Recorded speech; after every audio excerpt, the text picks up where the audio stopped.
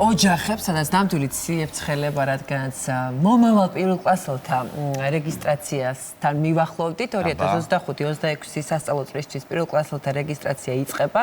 ეს არის მნიშვნელოვანი ეტაპი ყველა მშობლისათვის, ყველაზე მღელვარე ალბათ მომდევნო სასწავლო წლისთვის, რომელიც 2025 წლის სექტემბერში დაიწყება.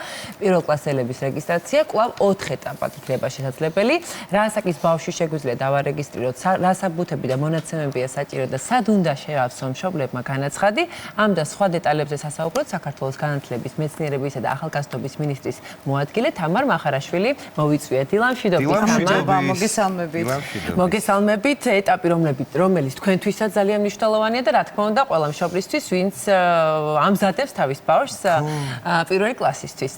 თამარ, რა თქმა უნდა, ვისაუბროთ იმ ვებგვერდზე, რომელზეც მთავარი აქტივობა უნდა განახორციელონ მშობლებმა, როგორ გამოიყურება ის და შემდეგ უკვე ჩავეძიო დეტალებსაც. მოგესალმებით კიდევ ერთხელ, დიახ, ასე, აი წინა სასექტემბრო ღელვის და ფორიაქის გენერალური რეპეტიცია, ეს საყოველთაო რეგისტრაცია, ესე შეგვიძლია დავარქვათ სახელი. იწყება მესამე ეტაპია ეს ჩვენთვის რეგისტრაციის, რომელსაც სახელად საყოველთაო რეგისტრაცია ქვია, თავად სიტყვაც მიგვანიშნებს, რომ ეს არის საყოველთაო და ყველას მობილიზებას საჭიროებს. კონკრეტულად კი 22 მაისს დილის 9 საათზე მართვის საინფორმაციო სისტემის ვებგვერდზე registration.emis.g იწყება საყოველთაო რეგისტრაცია და 22 მაისს ვიწყებთ დილის 9 საათზე და გასტანს 17 ივნისის ჩათვლით. ამ დროს მშობელი ან კანონიერი წარმომადგენელი მეურვე არეგისტრირებს ბავშვს, რომელსაც 2025 წელს 6 წელი შეუსრულდა. აქაც პატარა განმარტებას გავაკეთებ, არეგისტრირებს ამ პორტალზე. გვჭირდება ბავშვის სახელი, გვარი, პირადი ნომერი, მშობლის სახელი, გვარი, პირადი ნომერი და ტელეფონი და შესაბამისად უკვე ვიწყებთ არჩევას. რეგიონი, რაიონი, სკოლა, ცვლა, ასევე ჩვენ გვაქვს სექტორები მოგეხსენებათ, გარდა ქართული სექტორისა, ირჩევ რომელი სექტორი გინდა, ჩვენ სივრცეში გვაქვს როგორც სომხური, აზერბაიჯანული, რუსული, უკრაინულიც, რითაც ძალიან ვამაყობთ სექტორი. რა თქმა უნდა, ცვლას აფიქსირებთ და ასევე აქცევ ყურადღებას, აუცილებლად მშობლებმა უნდა მიაქციონ ყურადღება. შესაძლოა კონკრეტულ სკოლას ჰქონდეს 2 ლოკაცია. ანუ 2 ლოკაციაზე იყოს მდებარეობდეს, ვთქვათ, ჰქონდეს ფილიალი ან კორპუსი, ამიტომ კონკრეტულად მის ამარცაც ვაქცევთ ყურადღებას.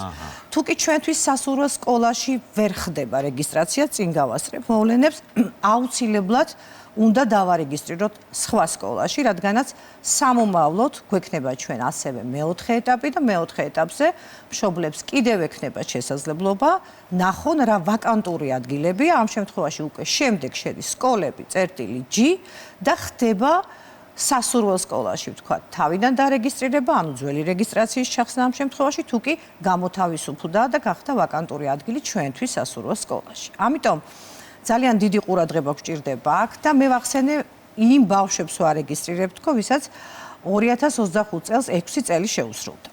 კანონი გვეუბნება, რომ სავალდებულოა სკოლაში წავიდეს მოსწავლე, რომელსაც 15 სექტემბრის ჩათვლით usრულდება 6 წელი. ეს არის სავალდებულო, ანუ სწავლის დაწყების დღეს usრულდება 6 წელი. ხოლო 16 სექტემბრიდან 31 დეკემბრის ჩათვლით უკვე არის ნებაყოფლობითი და ამას თავად მშობელი ან მეურვე განსაზღვრავს გაუშვას სკოლაში ზოგად საგანმანათლებლო დაწესებულებაში თუ დატოვოს სკოლამდელ დაწესებულებაში საბავშვო ბაღში. აქ რა თქმა უნდა მშობელი ბევრ მდგენელს უყურებს, არის თუ არა უკვე სასკოლო მზაობის, ანუ არის თუ არა სკოლისთვის მისი ბავშვი და როგორც თავად გადაწყვეტს გნებავთ სახელმწიფო აძლევს შესაძლებლობას, მათ შორის დარჩესის საბავშვო ბაღში და მომავალ წელს შემოვიდეს უკვე პირველ კლასში. კი ბატონო, თქვათ დავუშვი რაღაც შეცდომა რეგისტრაციის დროს, მე როგორც მშობელმა. აი, ასე დროს რა ხდება? მაქვს დრო და უფლება ამ შეცდომის გამოსწორების თუ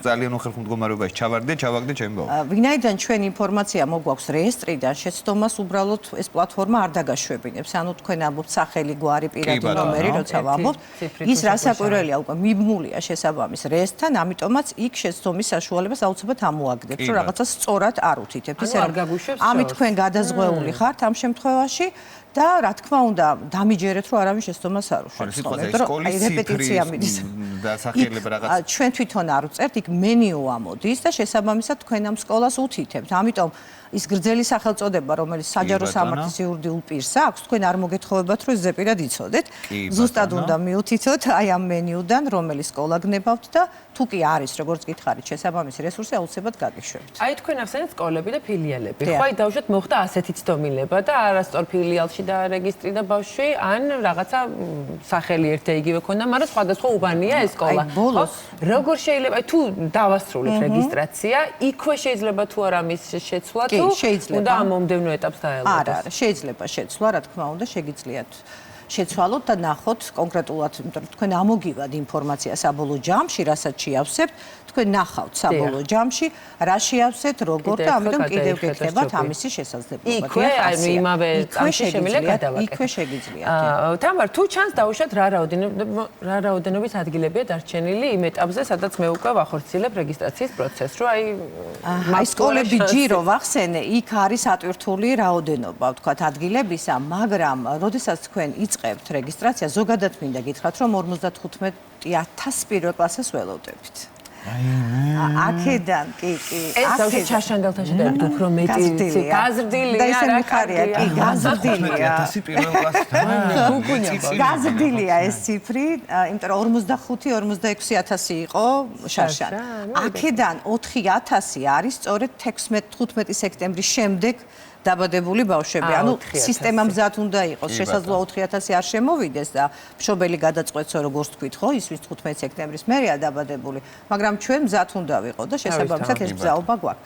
ზოგადად ადგილების რაოდენობას თუ მკითხავთ, 64000 ადგილი გვაქვს.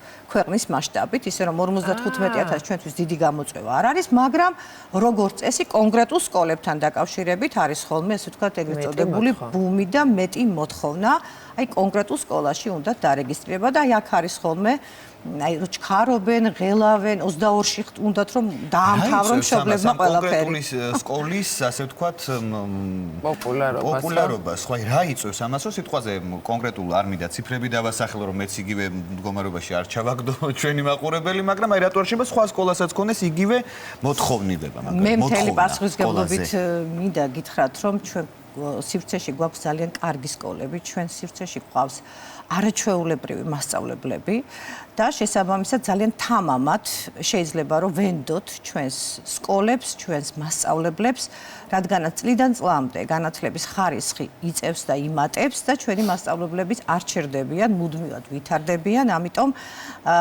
როგორც ჩანს მაინც გადმოცემით ერთმანეთთან საუბრის შემდეგ, აი კარგია ეს სკოლა, ან კარგია ეს სკოლა, მაგრამ როგორც ჩემი პოზიციიდან გამომდინარე, ჩემს დაქვემდებარებაში გახლავთ სწორედ სკოლები და სკოლამდელი დაწესებულებები, მთელი პასუხისგებლობით შემიძლია და რა მაძლევს ამის თქმის საშუალებას, ეს არის გარე ხარისხის უზრუნველყოფის მექანიზმის შემოსვლა სისტემაში, ავტორიზაცია, რომელიც კონკრეტული სტანდარტების მიხედვით ერთის მხრივ ნახულობს და ამოწმებს თუ რა ჭირდება სკოლას და აძლევს რეკომენდაციას როგორ განვითარდეს. აი ამ სისტემის შემოტანა მათ შორის მასწავლებლებს, მთლიანად სასკოლო საზოგადოებას დაანახა კონკრეტული სკოლის საჭიროება. აქედან გამომდინარე, რა თქმა უნდა, წინ და წინ მივდივართ, ეს გარდაუვალი უნდა ენდოთ სკოლებს. ხო, იმიტომ რომ მაინც ბავშვებიდან მოდის ალბათ, იმან იქ დაამთავრა, ის სკოლა დაასრულა, იქ ისწავლა და მე გინდა არ გინდა ინერციით მიყვები ამ ყველაფერს. დღეს როგორი პრინციპით ირჩევენ მშობლები ბავშვების ასრულო სკოლას? ეს არის მართლა გავრცელებული დაუშვათ ტენდენცია თუ აი მართლა უბანზე მორგებული რომ ბევრი რაღაც კომფორტი იყოს ამ თვალსაზრისით, იმიტომ რომ სად რო იქვე დადაბავშვი სკოლაში და სად სულ სხვა უბანში. ხო, რასაკვირველია ამასწავლე, ბევრი მდგენელია, მშობელს გააჩნია ის თავად წყვეტს, მაგრამ ერთ-ერთი პირველი სწორედ ეს გახლავთ ხოლმე, ამიტომ აქვე ვიდრე თქვენ მკითხავთ, მე გეტყვით რომ ვთქვათ კონკრეტულად საცხოვრებელ ადგილთან რეგისტრაციის ნაწილში ამ მიმართულებითაც თქვენ იცით რომ ჩაწერის ინსტიტუტი აღარ არის ისეთი ადრე როგორც იყო და შესაძლოა ჩაწერილი იყოს ბავშვი რაიონში, მაგრამ ფიზიკურად თბილისში ცხოვრობდეს და ამიტომ ჩვენ აქ არ უზღუდავთ, აბსოლუტური თავისუფლება აქვთ და რაც შეეხება თვითონ იმ საკითხს და თემას, რომ მაინც რეგისტრაციის დროს იქნება საცხოვრებელი ადგილი იყოს რაღაცა დოზით გათვალისწინებული, ამაზე მუშაობს განათლების სამინისტრო და პარლამენტი ერთად. ვნახოთ ამ მიმართულებითაც შეიძლება რაღაცა კვოტირების სისტემა სამომავლოდ ამუშავდეს. თუმცა კიდევ ერთხელ ვამბობ, რომ რეგისტრაციას რომ მიებას ეს აი ჩათვალეთ, რომ უბრალოდ ფიზიკური საცხოვრებელი ადგილი რადიკალურად სხვა არის და მაშინ ძალიან მძიმე სიტუაცია გვექნება. აქედან გამომდინარე, ძირითადად როგორ არჩევენ, ალბათ სწორედ ეს არის ახლოს უნდა იყოს სკოლა და კიდევ ბევრი მდგენელი აქვს, არ ვიცი რომ კონკრეტულ სკოლაში კონკრეტული მასწავლებელი კარგია, რასაც მე ვერ დაგეთანხმებით, რომ ესეა, ჩვენ ყველა სკოლაში ყავს ძალიან კარგი მასწავლებელი. მესმის, უბრალოდ ჩვენც ხო კონკრეტულ მასწავლებლებისადმი გვიჩნდება რაღაცა სვანდობა და ის ბავშვი, რომელიც ყველაზე მნიშვნელოვანია ჩვენთვის, გვინდა რომ იმ კონკრეტულთან სხვათა შორის აი ამ თქვათ კონკრეტულ სკოლის მიჯაჭვულობასთან დაკავშირებით და მიმღებლობასთან, ხო, რა ასაკზე ვსაუბრობთ, 6 წლის ბავშვი შედის სკოლაში. ძალიან კარგია და მინდა გითხრათ, რომ ძალიან დიდი დოზით ავამუშავეთ ჩვენ ეგრეთ წოდებული ფრესკულების სკოლაში, როდესაც უკვე შეგუებულია ბავშვი, ვიდრე პირველ კლასში შევა, გარემოსაც, მათ შორის მასწავლებელსაც ხედავს და აქედან გამომდინარე ეს ფრესკული სკოლასთან ბმაში ფრესკული ძალიან ამართლებს. ეს საჯარო სკოლებში არის? დიახ, რასაკვირველია, ფრესკული გვაქვს საჯარო სკოლებში. თამარ, მიჯაჭვულობა ახსენეთ და ნაწილი მშობლების ერთ-ერთი პრობლემა შეიძლება იყოს შემდეგი რამ. დავუშვათ, ბაღის პერიოდში არიან ბავშვები, რომლებიც განსაკუთრებულად მეგობრობენ და მშობლებს აქვს სრული რომ ერთ კლასში მოხვდნენ. ამის შესაძლებლობა აქვს თუ არა, რომ პირდაპირ კლასი იქნას შერჩეული რაღაცა დასახელებებით, ხო, ალბათ ერთი პირველი კლასი, მეორე. აი ეს პრივილეგია თუ შეიძლება მოიპოვოს. რეგისტრაციის დროს სამეგობროს გათვალისწინება ეხა ელექტრონულ პლატფორმაზე ხდება. ვერ მოხდება. კონკრეტული კლასი რომ მივთით, აი პირველი A კლასი. ნახეთ, აი შემდეგ მობილობა, აი რაც ყველაზე მთავარია, ეს უნდა ვახსენოთ. მას შემდეგ რაც ჩვენ გავვლით რეგისტრაციას, გარდა იმისა, რომ მეოთხე ეტაპია და სასურველ სკოლაში თუ ვერ დარეგისტრირდით, კიდევ გაქვთ შანსი. მობილობა არ ჩერდება და არ წყდება. უკვე სექტემბრიდანვე იწყება მობილობა. აი ზუსტად კლასში გადასვლა, რომელ მასწავლებელთან, რომელ ბავშვთან ერთად, უკვე შიგნით ამას სკოლა ახერხებს. დიახ, უკვე მობილობა, სადაც არის ვაკანტური ადგილი, მთელი წლის განმავლობაში არის ღია და შეუძლიათ ძალიან მშვიდად, თუ კი არსებობს შესაბამისი ვაკანტური ადგილი, გადავიდნენ და გადმოვიდნენ. მაგრამ პრიორიტეტს, აი თქვენ რასაც ბრძანებთ ახლა, სახელმწიფო ანიჭებს ეს მესამე ეტაპია, ხო, საყოველთაო რეგისტრაცია და ჩვენ გვახსოვს, რომ პირველ ეტაპზე რეგისტრირდებიან შეზღუდული შესაძლებლობის მქონე ბავშვები, მეორე ეტაპზე დედმამიშვილები. აი ეს სეგმენტი თქვენ რასაც ბრძანებით, სწორედ პრიორიტეტში აქცევს დედმამიშვილს, რომ ის მოხვდეს კონკრეტულ სკოლაში. ამას ძალიან დიდი მნიშვნელობა აქვს და ერთი აქვე მინდა ხაზი გაუსვა პირველ ეტაპს, ეს ადრეს ვახსენე, ეხლაც უნდა ვთქვა, ძალიან მნიშვნელოვანია, რომ სწორედ პირველ ეტაპზე შეზღუდული შესაძლებლობის მქონე ბავშვებს ვარეგისტრირებთ, მთელი პროცესი მიდის. მულტიგუნდი ერთვება მერე პროცესში, დავარეგისტრირე როგორც სპეციალური საგანმანათლებლო საჭიროების მქონე, მშობელს გონია რომ სწორედ ამ დროს უნდა დაარეგისტრიროს და შემდეგ ფსიქოლოგების მთელი გუნდი ერთვება პროცესში და მიდის ბავშვის შეფასება. საჭიროებს თუ არა ის სპეციალურ საგანმანათლებლო საჭიროებას თუ არა. ესე იგი, აი ეს მთელი პროცესიც არის პირველი ეტაპისთვის უპრიორიტეტის ჩვენთვის და ნახეთ, ამ დროს უკვე იცის და კარნახობს სკოლას, როგორი სპეციალისტები დაჭირდება, თუ კი ასეთი სპეციალური საგანმანათლებლო საჭიროება გვაქვს. ანუ სისტემა ერთგვარად წინასწარ ემზადება შესაბამისი საჭიროების მქონე ბავშვების მისაღებად. და მათთვის გავაშლოთ კიდევ ერთხელ, ვინც დაუშვათ მოახერხებს არეგისტრირებას, მაგრამ არ არის ის თვათ ისეთი სასურველი მოცემულობებით, რომელიც მას სურდა თავდაპირველად. ანუ მეოთხე ეტაპზე აუცილებლად უნდა გადახედოს, ხო, ამ შესაძლებლობას კიდევ ერთხელ. აუცილებლად მოგიწოდებთ ყველას, თუ კი და რეგისტრაციის დროს 22 მაისს ვიწყებთ კიდევ ერთხელ და 17 ივნისის ჩათვლით გრძელდება. 22 მაისს ხდება ხოლმე ბუმი, იმიტომ რომ ყველას უნდა ერთ დღეში მორჩეს მოკეთ ეს ამბავი.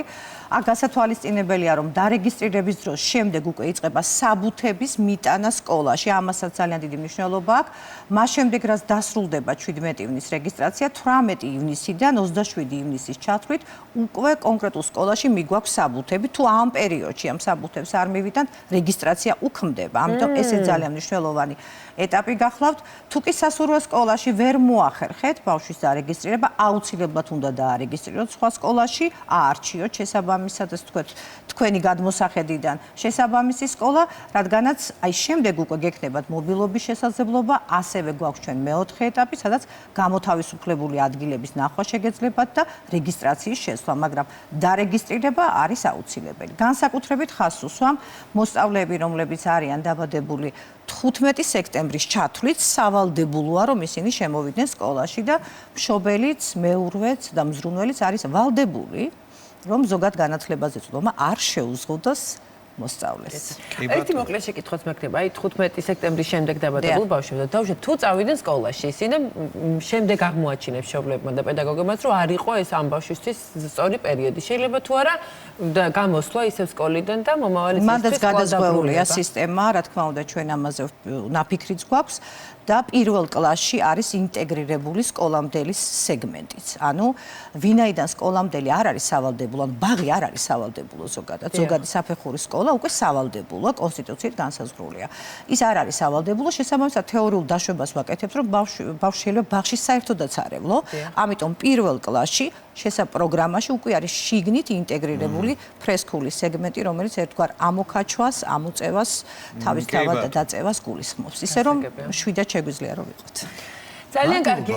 დიდი მადლობა თამარ. მოკლედ ზეგიდან წარმატებას გისურვებთ მშობლებო. არ ყოფილა მართლაც ერთ დღეში, ესე ვთქვათ, მოსაგვარებელი ეს. გაქვთ საკმაოდ ბევრი დრო იმისათვის, რომ ჯერ 22-მდე ზუსტად გადაწყვიტოთ სადგნება თქვენმა შვილმა ისწავლოს და შემდეგ 7 პირობებში დაარეგისტრიროთ თქვენი შვილი და შემდეგ კარგი სასწავლო წელიც გვინდა გისურვოთ თქვენ, იმიტომ რომ ბავშვის ბედნიერი, ასე ვთქვათ, პირველი ნაბიჯების სკოლაში ძალიან ბევრ ამას განსაზღვრავს. მადლობა და წარმატებები თქვენს, რა თქმა უნდა. თქვენ წარმატება.